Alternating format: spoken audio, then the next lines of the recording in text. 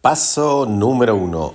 Queremos aprender programación. Yo conozco bastante la programación en R, PHP, pero HTML y MATLAB.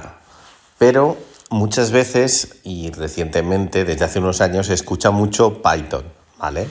Para poder programar se necesita un editor de código. ¿Qué editor de código utilizar? Yo hasta hace nada estaba utilizando Sublime Text, pero he visto en muchos vídeos y manuales que muchos programadores utilizan Visual Studio Code, pero no sabía si era el más adecuado para Python. Entonces le he preguntado a Chat: hola Chat, ¿qué editores de código gratuitos puedo utilizar para programar? Entonces, uno de ellos es Visual Studio Code, Sublime Text y Notepad++, ¿vale? A mí Notepad++ nunca me ha gustado. De los editores avanzados para desarrollo profesional, estos no los había escuchado: JetBrains Fleet, Atom. Luego también hay otros que se llaman Brackets y Bluefish. Yo me voy a centrar en los que conocía y en alguno que esté enfocado a Python. Entonces le pregunto a ChatGPT: ¿y qué editores de código hay enfocados a Python? Pues me dice el Visual Studio Code, ¿vale? Y Sublime Text. Y luego hay otros IDEs, entornos de desarrollo, enfocados en Python, como sería PyCharm y Tony.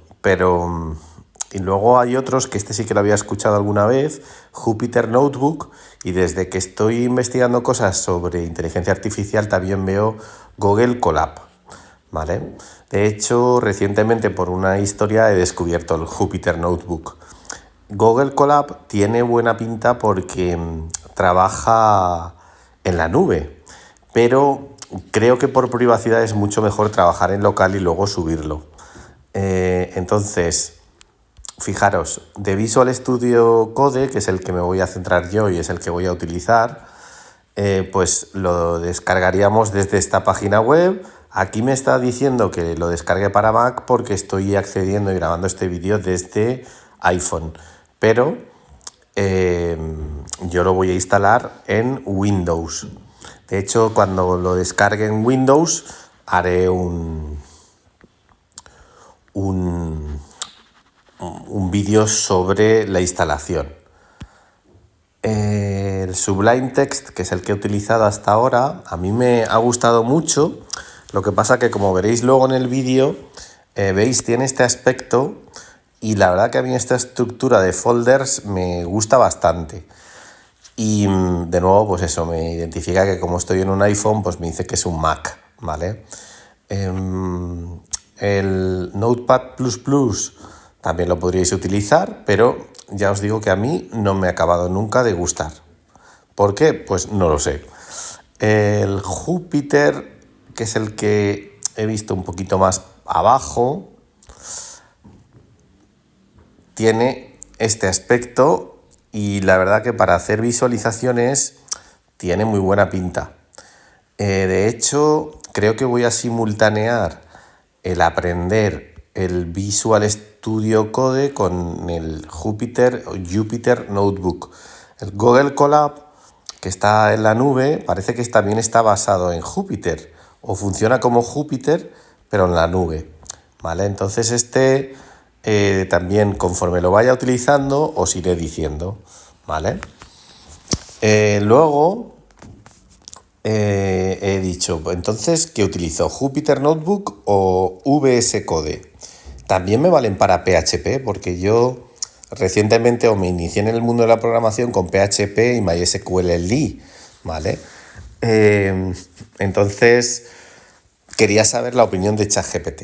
Y dice: si trabajas con ciencia de datos, Machine Learning o análisis de datos, Jupyter Notebook.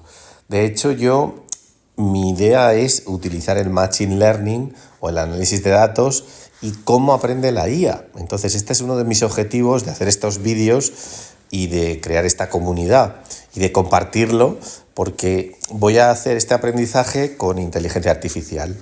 Y luego, ¿cuál es el tema? Que como para proyectos pequeños a lo mejor necesito un entorno más versátil, creo que voy a utilizar los dos, Jupyter y VS Code, ¿vale? Y lo iré grabando y poniendo los avances o los sentimientos que vaya encontrando conforme los utilice. Generalmente voy a utilizar VS Code, ¿vale?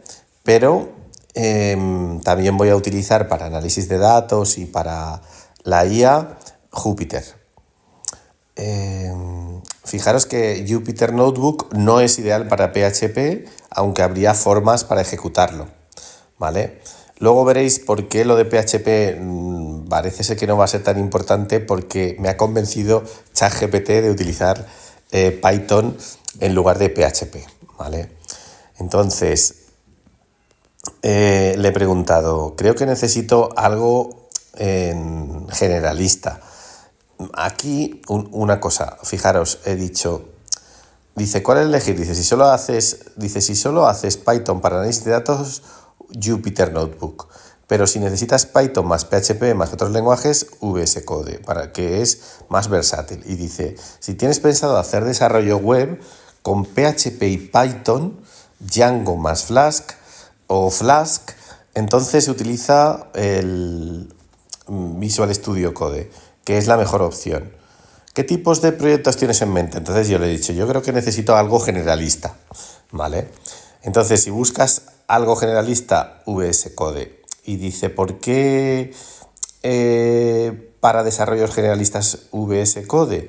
Pues porque soporta múltiples lenguajes, extensiones personalizables, es ligero y rápido, tiene una excelente depuración y una integración con Git. De Git y GitHub haré también otros vídeos, porque, claro, yo como he aprendido sobre la marcha sobre programación y no he trabajado con más programadores para compartir proyectos de programación, no he utilizado Git y GitHub, pero creo que es muy útil por el tema de las versiones. Yo siempre hacía archivo guardar como, y pues mi última versión era esa, la última versión, pero cuando ya tienes tantos archivos, y en mi caso en algún proyecto ya lo estoy utilizando, GitHub creo que es la solución, o Git, ¿vale? Creo que la diferencia entre Git y GitHub es que uno es local y GitHub es como una nube, como un servidor donde tienes tus archivos de Git y puedes compartirlos con más gente.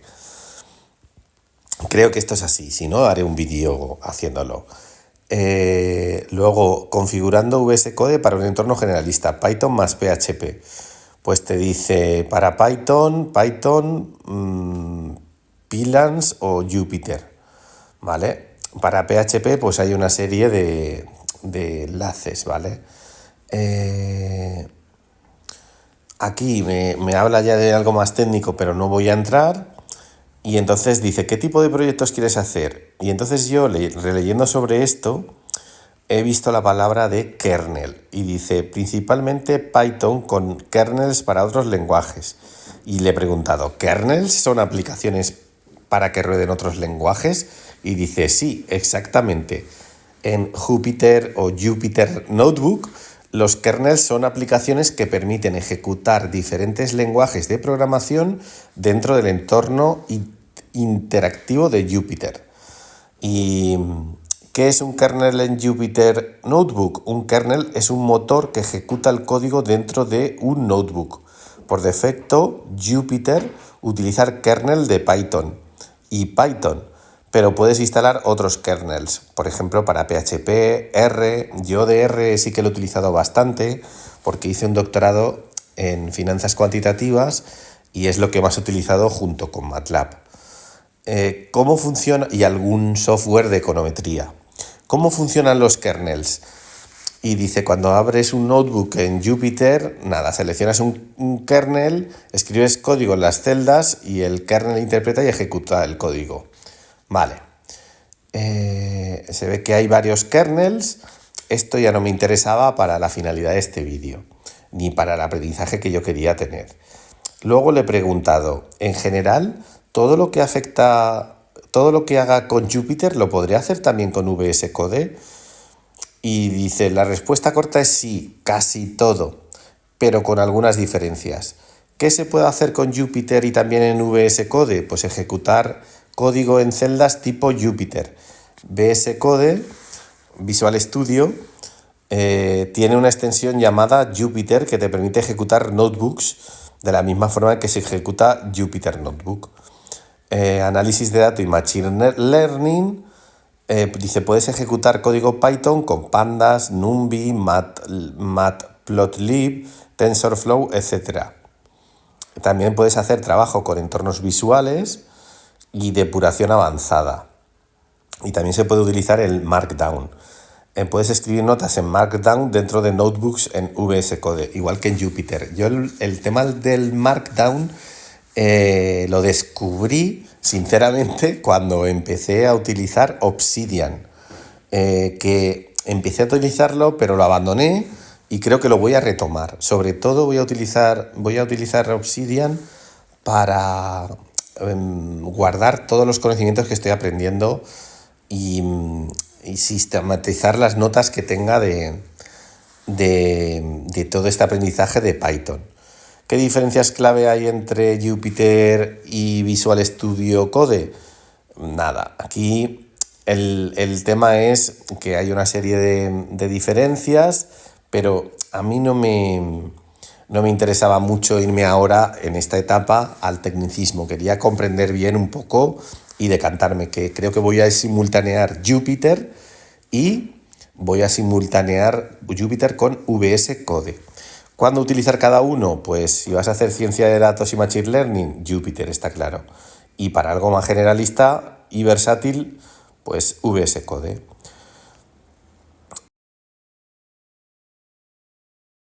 Luego le he dicho, digo, mira, has utilizado la terminología pandas, Matplotlib, NumPy, TensorFlow, y luego le he preguntado qué es Django y Flask y para qué sirve de forma general. ¿Qué son? Dice, trabajo con entornos visuales. ¿Me puedes definir toda esta terminología? Y entonces ChatGPT me ha dicho, vale, las librerías populares en Python. Las librerías que utiliza Python son Pandas, que es una librería para manipulación y análisis de datos tipo Excel, data frames. Los data frames se utilizan mucho en R y en otros lenguajes, y entonces este concepto sí que lo conocía, que son como tablas de datos, ¿vale? Y permite, por lo visto, Pandas, filtrar, ordenar, agregar y transformar datos fácilmente.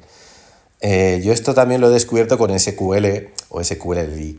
NumPy es un trabajo que sería similar a Pandas desde mi punto de vista, porque siempre he utilizado matrices. Las matrices para mí eran matrices de datos, pero los data frames pues tiene también strings o caracteres no numéricos. Y NumPy pues trabaja con arrays, ¿vale? Que también son matrices. Y digamos que un data frame sería un tipo de array.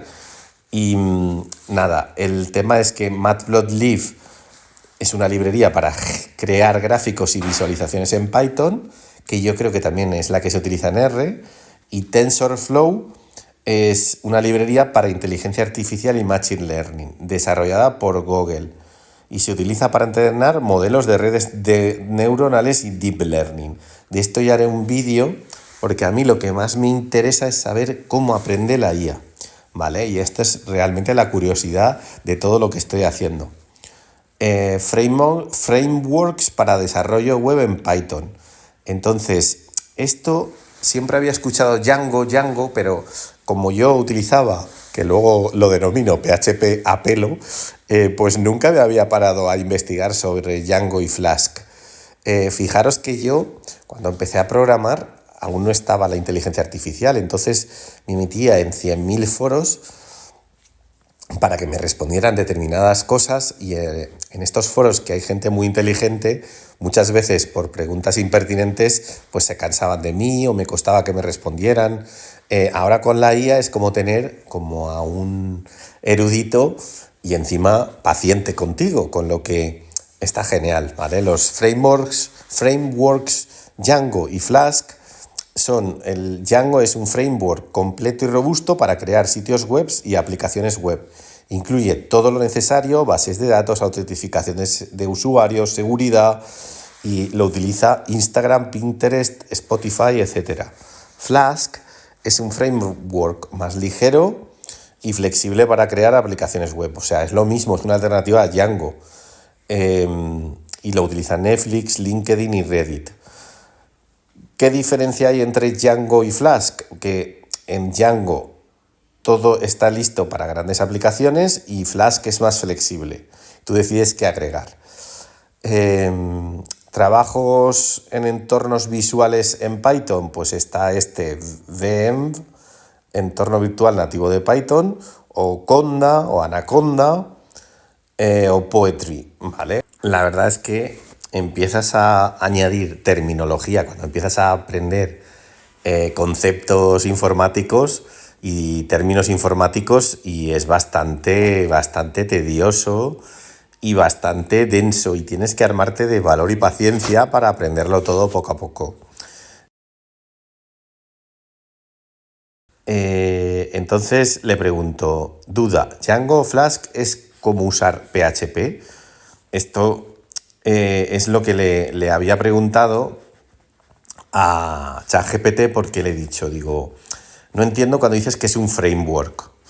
Y entonces aquí le he dicho, es como tener una template y solo completas.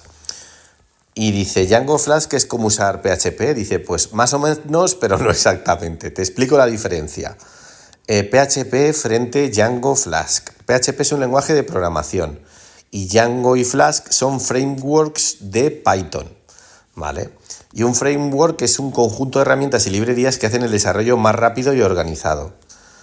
Luego me habla de Django Flask con Python, es como Laravel con PHP. Yo la verdad es que Laravel o Laravel no lo había utilizado nunca, y entonces tampoco me ha generado gran ayuda esta ayuda. Pero bueno, dice, Django es como una plantilla que solo completas. Dice, no es exactamente una plantilla, pero te da una estructura predefinida y herramientas listas para usar. Por ejemplo, hay una cosa que me ha molado que dice que Django tiene integrado el manejo de bases de datos, la autenticación de usuarios, que esto yo ya estoy hecho un experto, porque en PHP hay que construirlo como el último mohicano, vamos, poquito a poquito. Y entonces ya tiene también protección contra ataques, XSS, CSRF, SQL Injection, etc. Entonces, con Django no empiezas desde cero, sino que usas lo que ya está hecho. Esto me suele gustar, pero yo, por mi manera de ser, quiero saberlo todo siempre. Pero llega un momento que la informática está avanzando tanto que tienes que utilizar estos frameworks de trabajo, porque veo que si no, tardas mucho. De hecho, pues aquí te dice ejemplo de código con Django, modelo de base de datos y vista web. Pues fijaros que poquito código, y esto en PHP sería, vamos, brutal. Sería muy difícil hacerlo con PHP en tan poco código. Dice, ¿los Flask es lo mismo que el Django? Dice, sí, pero más minimalista. Yo me voy a centrar en Django en los próximos vídeos. Más cosas. Y digo, vengo de PHP a pelo. No conocía Laravel. Y dice, pues genial, si vienes de PHP puro a pelo, es normal que Django y Flask te parezcan algo nuevo. Te explico de manera cómo se comparan y cuál te puede servir mejor. Nada, yo tengo claro, por lo que he leído, que voy a utilizar Django. ¿Vale? Aquí me da unos ejemplos. Fijaros que, por ejemplo, para hacer una web simple, pues tú cogías, por ejemplo, cuando hablabas de un usuario, pues que tenías que coger get, nombre invitado, y luego hacías el eco, ¿vale? En Django, pues es todo muchísimo más fácil. Por ejemplo, en un PHP puro, como lo tienes que conectar con MySQL si tienes bases de datos, o con MySQL, lo que hacías era conectar la base de datos con el usuario, la contraseña, y luego pues sacabas el eco haciendo una query. Aquí, fíjate que parece todo muchísimo más sencillo. De hecho, me sorprende que se pueda comprimir tanto. No me voy a centrar en Flask y, y dice, fijaros que me dice, si quieres asimilar algo a PHP puro, si quieres algo similar a PHP puro, pues utilizaría, él me recomienda Flask. Pero si prefieres un framework que haga el trabajo pesado y más estructurado, Django. Pues me voy a habituar a hacer las cosas más estructuradas y entonces voy a centrarme en Django, ¿vale? Luego yo le he dicho, no acabo de entender cómo se parametriza Django o Flask. Entiendo que habrá una serie de ficheros a editar. Y me dice, exacto, tanto Django como Flask tienen una serie de archivos que debes configurar para que tu aplicación funcione. Y entonces aquí, por ejemplo, me dice, la estructura de archivos de Django y de Flask sería algo parecido a esto, mi proyecto, y entonces tiene mi proyecto donde vendría la configuración del proyecto, bases de datos, seguridad, rutas de la aplicación, para el despliegue de servidores, para aplicaciones en tiempo real, y estos serían los ficheros, y luego también para si tengo una app, pues irían los modelos, vistas y templates de esta app, ¿vale? Entonces, los principales archivos que hay que modificar en Django sería el settings, URLs para definir rutas de la web, models y views, ¿vale? Entonces, esto sí que me suena bastante familiar con PHP. Y entonces esto es lo que voy a intentar aprender paso a paso y trasladarlo para todo el que quiera hacer el aprendizaje conmigo. Esto ya lo veremos. Lo de Flask voy a pasar un poquito de momento. Si viera que me interesa, pues volvería a Flask. Y entonces, pues visto esto, yo le digo, ¿me recomendarías utilizar el PHP puro como estoy haciendo o utilizar Django? ¿Vale la pena en términos de seguridad? Pues te dice, la respuesta depende de qué tipo de proyecto estás haciendo, pero en términos de seguridad, escalabilidad y productividad, Django es la mejor opción que PHP puro. Pues esto es lo que voy a hacer, ¿vale? Para todo este tipo de seguridad, si acaso ya haré un vídeo con todo esto de seguridad, aunque yo creo que hoy en día pues la gente muy experta en informática podría tumbar cualquier página web, pero que tenga esta seguridad integrada pues es un avance. Luego, más cosas. Vale, dice, perfecto. Mis 3 objetivos, le he dicho a ChatGPT, es aprender Django en Visual Studio Code y abandonar PHP, aprender Python en general y aprender cómo las IAs aprenden, ¿vale? Entonces, estas 3 ramas de Git, que serían como las 3 ramas de GitHub, ¿vale? Van a ser el aprender Django en Visual Studio Code para poder dejar PHP cuando me sienta confortable, aprender Python y comprender cómo funcionan las IAs y cómo aprenden, ¿vale? Que este es el objetivo último de lo que quería hacer y por el que hice el canal. Entonces, en el siguiente vídeo veré cómo instalar Django, cómo instalar Visual Studio Code y hacer el primer proyecto.